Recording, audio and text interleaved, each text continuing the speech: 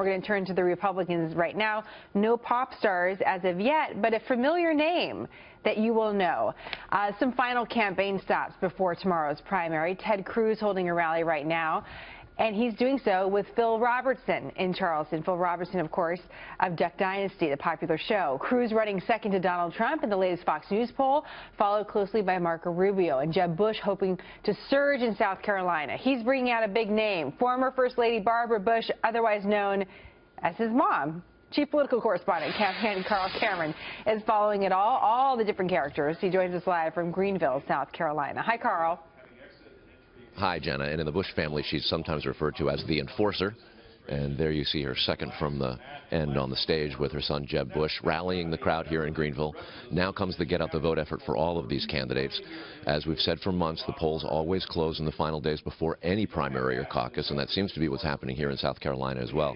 There's a new Marist poll, NBC Wall Street Journal, that shows that Donald Trump has slipped down to 28%, and Ted Cruz is within the margin of error at 23%, a virtual tie for first place. Likewise, behind him is Marco Rubio, who's at 15%. That's a bit of a gap behind Ted Cruz. And then you have Jeb Bush at 13% and John Kasich at 9%.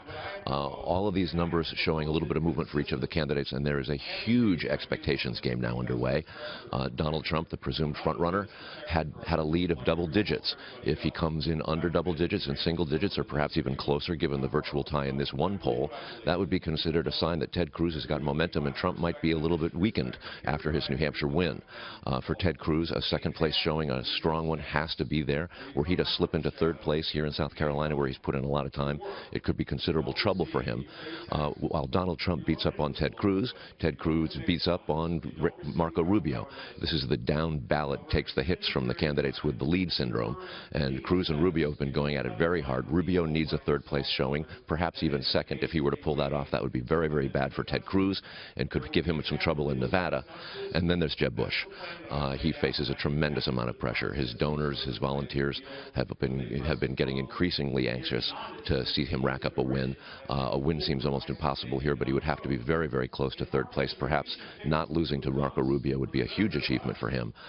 And all of them are trying to downplay their expectations, except John Kasich. John Kasich has come to South Carolina and actually not been on the campaign trail for the straight week as all the others have.